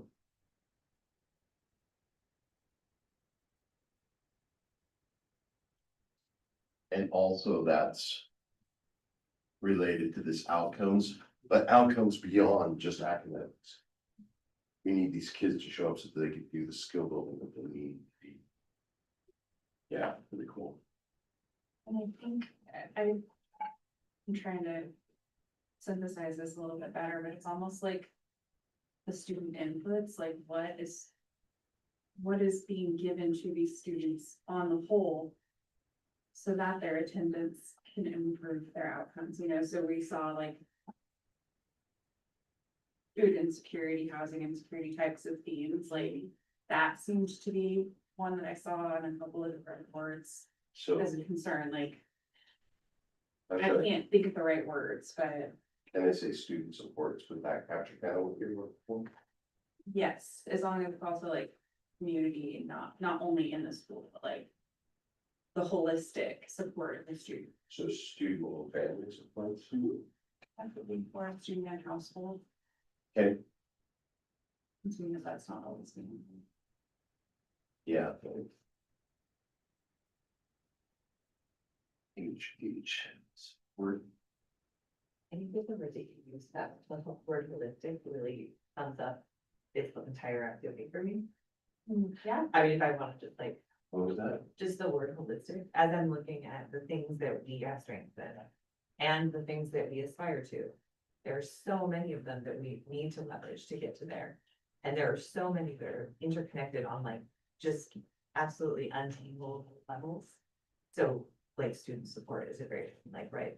Not only making sure that the child has something safe to live and food to eat, but looking at the strengths that we have. And seeing that we do have a report and the data that shows that our students feel supported in their schools. And I think at the last strategic planning, we all shared the number. That there was a certain very high percentage of students who felt like there was a safe adult for them in whatever given school they are. So leveraging that to encourage a child to be at school, to want to come to school. So in order to do that, we need to be able to give our staff the support they need, which not only is the education of the staff, but it's also the family and the household staff support, right? Like you all have families at home that you need to be able to care for in the same way that our students need to be cared for. So this like huge picture, this is the overwhelm for me. Like right now, I'm like tingly with overwhelm. Yeah. So, but it was also very exciting to see that there are incredibly poignant strengths that we have that could lead to these opportunities and we can leverage them to get to the aspirational level of things that we want to do. Yeah. So How do I? I don't know. encapsulate- I don't know. What I just Eric vomited. said. Yeah, just say, like, the school, Listen. the district has an integrated system, I mean. I mean, the whole entire community, right? Like Yeah. Eric and we were over there looking and Garth was with us looking at like the student for the community center idea. I mean, the bigger picture, I don't know, this is all very Maybe high in the systems sky. I thinking. don't know that it has any. Because I mean, Community-based, y'all are systems thinkers. Mm-hmm. I mean, that's what you're seeing up here is you're grabbing the parts of the system that and it is integrated. Mhm. Would that capture that? Yeah. I mean, I'm not saying it to like try to capture, I'm just very excited about the idea Good. that you all are in the room and you all are like putting these things on the board and it feels incredibly tangible in a very intangible way. Okay, I want to move to this last question. What feels actionable? How are we gonna move on? What's gonna be action? You know, innovation was definitely something that was a theme that popped up that was action based. What was it? Okay. It was innovation, like one of the posts that said reimagining the classroom. So that would fall under innovation. So that was definitely a theme and an actionable theme that seemed to pop out to me that I observed and someone else surfaced it, that's why I observed. One of the, sorry, one of the things that I feel we're strong at is the relationships that we build and leveraging that to say, okay, we are strong in that area. How can we utilize that to really increase student attendance and engagement within the classroom? How can we build upon that? So an actionable item would be like increase student attendance and engagement by maximizing relationships. I was gonna say using relationship. There you go.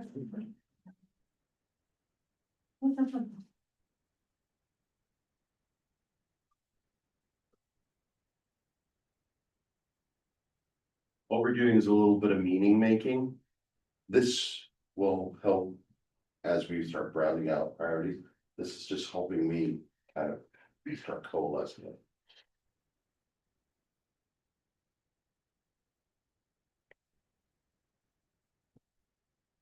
What else? Action.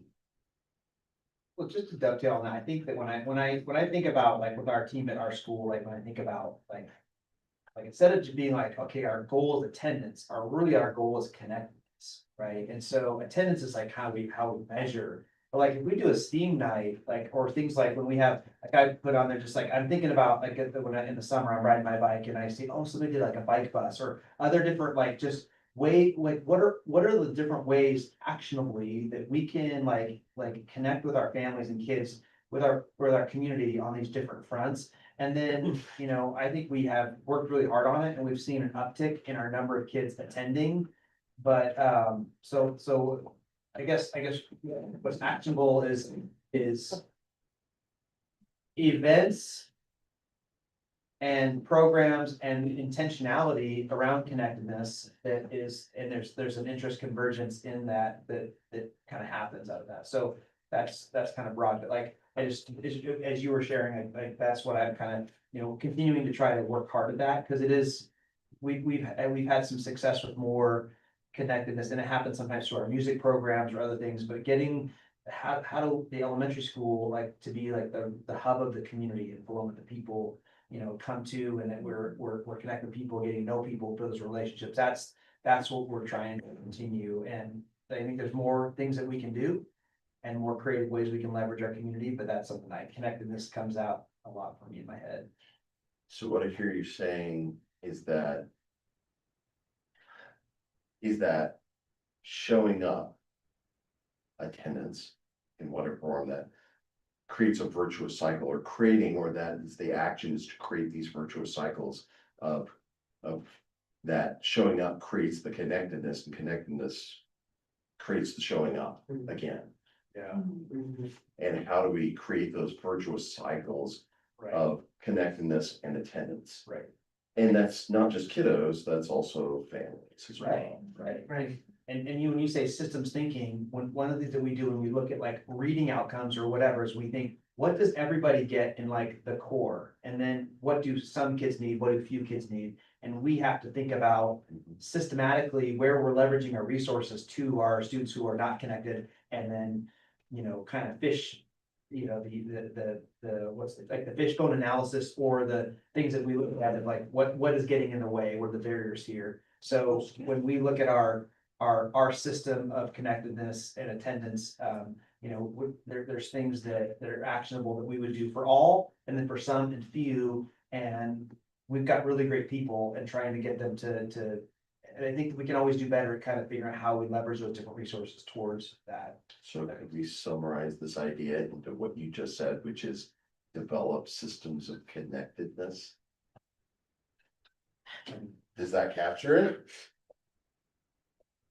Yeah, cause I'm thinking like, it's also a connection between what they're learning in school and the community as a whole, the connection to the job, connection to outside of school, but then also those connections to internships and business and family, sorry, right? And that also is the project-based learning that they do, there's just connection to these companies, and then that also brings them to school. I mean, so it's somehow, how do we, man, this idea of being connected and belonging, you know, I think is. Because that's what's resonating with me when you're talking. We have lots of people that will come in and share with kids about things. I mean, we're not as CTE or career focused as like the high school, but it does start in the elementary school. It's a through line of when the people from the Alcee Fish Hatchery, or when we send our kids out to field trips, and we connect with our parent group to even have field trips and different those engagement things, and how is that leading towards a kid actually at a high school level being in an intern and say, I was inspired or got connected with this. And that's, you know, we live in a time where it's so cool we can expose kids to, and our teachers are increasingly bringing the world into their classrooms with innovation, and that excites me. That is something that it's been really fun to see that in the last years. So is that an action? So developing these systems of connectedness, is that a tool that the group wants to cultivate?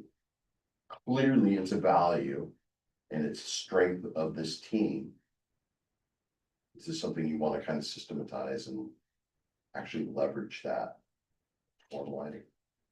Develop systems of connectedness. That's so cool. Can I put that down? Yeah, I think, because sometimes I think we just do stuff because it sounds fun or there's opportunity, but I think, trying to be systematic about it, it makes sense. It's like a teacher in a classroom, there's an art and a science to it, so sometimes we're really artistic about how we connect with families or kids, and I think there's also, we can be scientific about it, so that makes sense to me.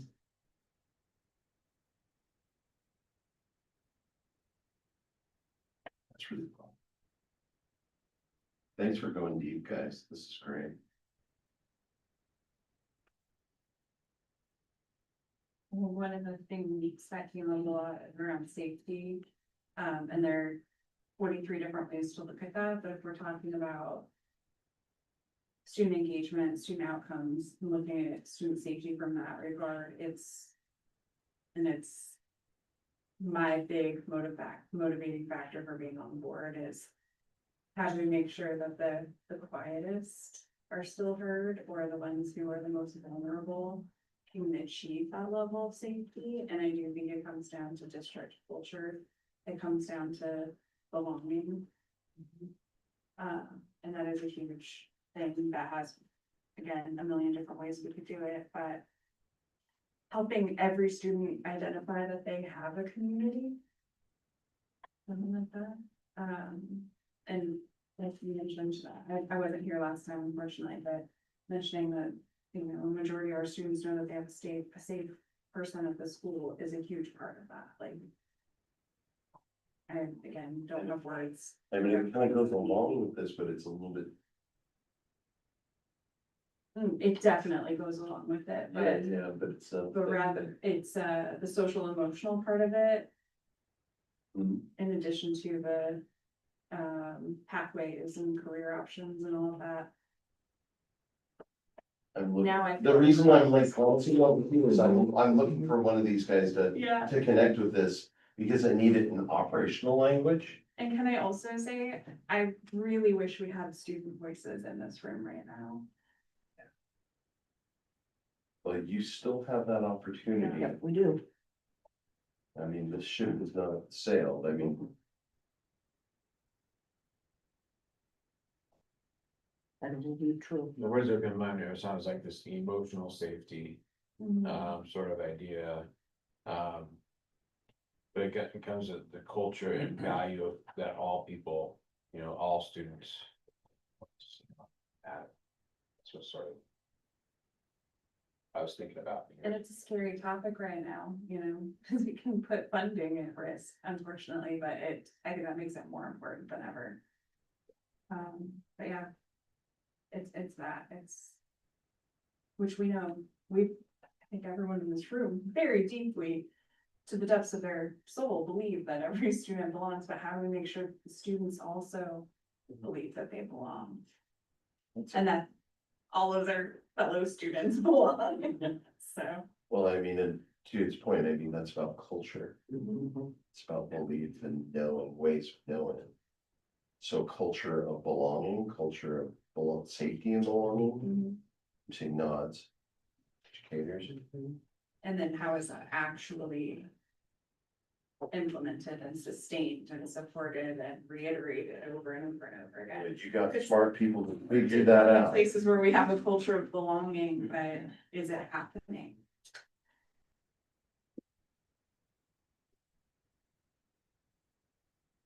Yeah, how do we make that more visible, right? Yeah, cause like, I'm just throwing this out there, it's a recorded meeting, I don't care. I worked at Samaritan, we had a culture of belonging, we talked about equity, we talked about all of this, and then when there were budget cuts, those were the programs that got cut first. Yeah. So there's not a whole lot of, so just making sure that when budget decisions are made, when we're looking at test scores, we're looking at it through that lens, and then also when we have a bias report that has been filled out. How are we making that situation whole again for the people who've been affected? A cross-age level book study, and all I really need to know, I learned in kindergarten. Yes. That, oh, now I'm gonna reread that. I haven't read that one in a while. I love that book. Other things that feel actionable and important, we need to look down here.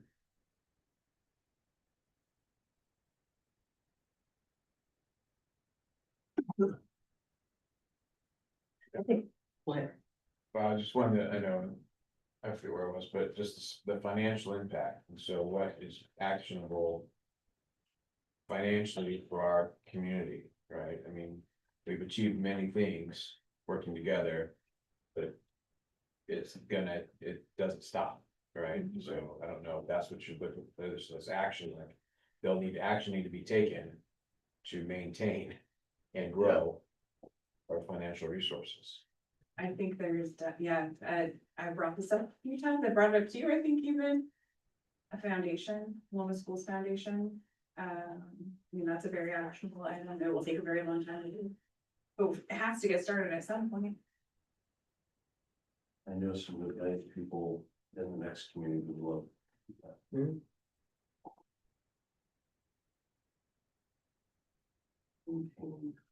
Grow dollars. Yeah. I think that's. I agree, but I also like when I think about like physical safety, like we do fire drills and things like that, it doesn't, I mean, like when I go to a classroom in the morning and you see a teacher who has a morning circle and helps build that morning of culture of belonging, and kids get to share who they are, and you go to another room and it might be like, all right, it's time to do math. It's like there's just a little bit of shift of time that really, we have these really skilled teachers, and so beyond physical safety, emotional and social safety, there's sometimes I think we have the resources, but maybe it's also like the training and the support and the intention and the leadership to say, we value emotional and social safety in addition to the physical safety requirements. And ODE also says we need to do SEL. So it's a requirement, but I want people to not do it from a compliance, but I want that to be part of our mission and vision to have a culture that is safe on those different fronts. And that's just like, so I do think there are sometimes I know there's resource barriers, like the family system stuff I put, those are certainly challenges. But I feel like, and this is just my being relatively still new, I have a full-time counselor and we have community outreach with LBL. We have a lot of firepower to do a lot of things. It's tricky sometimes with family system stuff, but we do have like a lot of opportunities and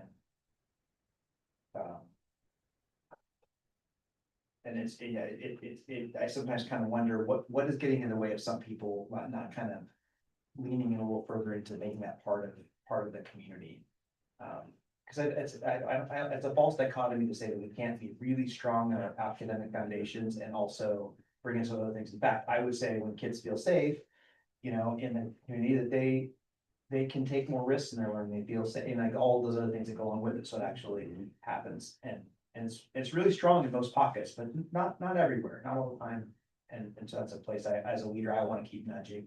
And I think having it explicitly in our mission, vision, and kind of here, is I can kind of say, like, this is what we believe here, and make sure that's something that people are like, I don't have to do anything, morning circle or connect with kids or do that. It doesn't say that in any, document, or it's like that you would hope that they would recognize that, but I'd like to see the teeth in it as like, this is what we're about. Yeah, I added aligned systems. So it's not just a culture, that we're gonna actually build systems around that whatever those are, maybe it is an evaluation.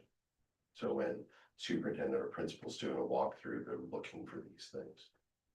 Yeah, I mean, when we talk about culture, like I want to put like, what do we see in that culture? What do we hear in that culture? Like some like evidence of, because culture is such like a vague term really. And so, I mean, when I walk into a classroom and students have purpose and they know that purpose, that's when I see that like they have a sense of belonging. So I think part of like safety and belonging comes with having a purpose, like they are in their classrooms and they know what they need to do and they want to do it because they're part of that community. So I don't know if there's a way to incorporate that. I was gonna say, What students know what their purposes and want and are want to do that.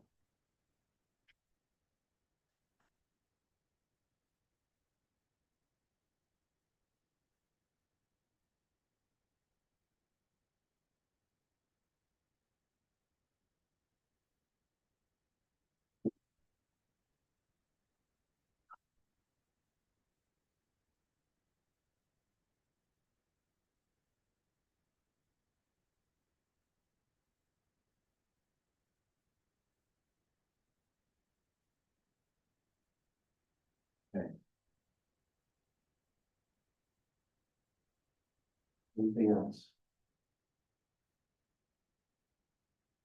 I want to say one thing. Yeah. Bouncing back on what Carl said. I think visibility is key. Visibility. Yeah, like, so that people know what the goals are, what is happening, all, you know. A lot of this stuff, I mean, here we're talking about it, but now let's take it farther, right? Just so that parents, community, everybody knows that, yes, this is what we're working on. Yes, this is what's important. Yes, this is the goal we're striving for. I mean, visibility, I think, was key when you said that. Mm-hmm.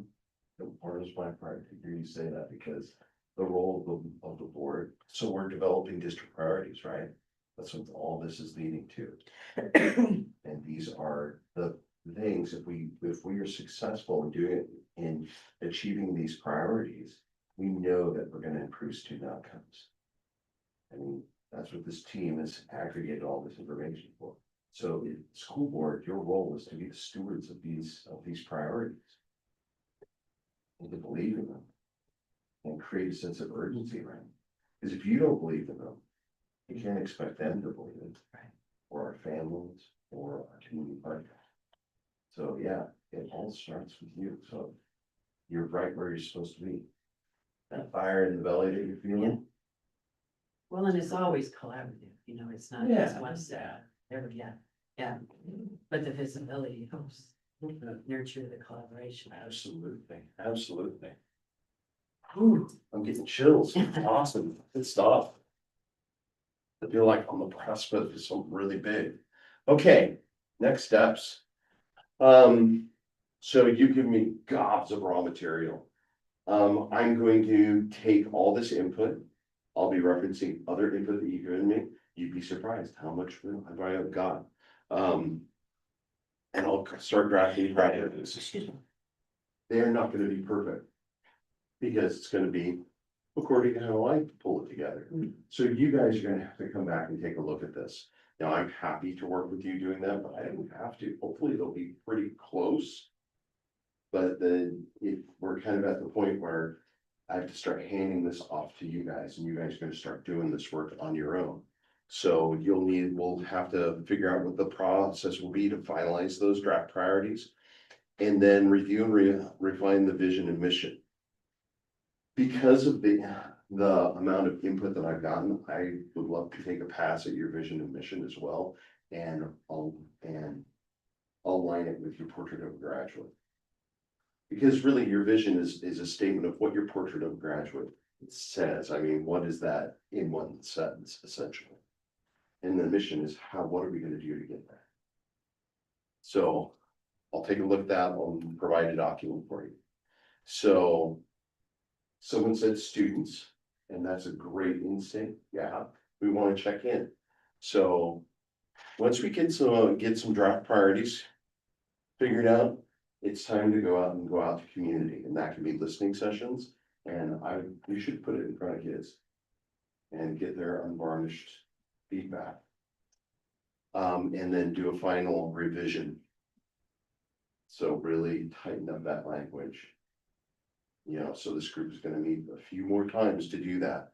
And then ultimately, board, you are gonna approve these. Sooner the better.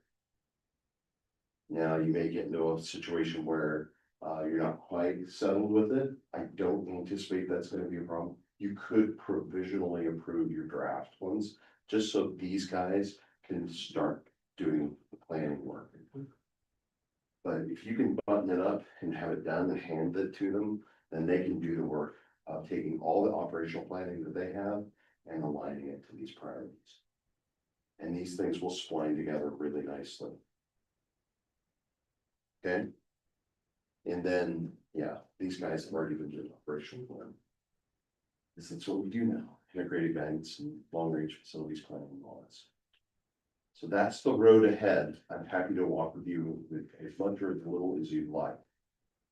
But I will definitely draft all these, pull all this together. You'll also get the raw documents too. I will make sure that you get, I will key each and every one of these posted, so you'll get the raw document and you'll get the draft document.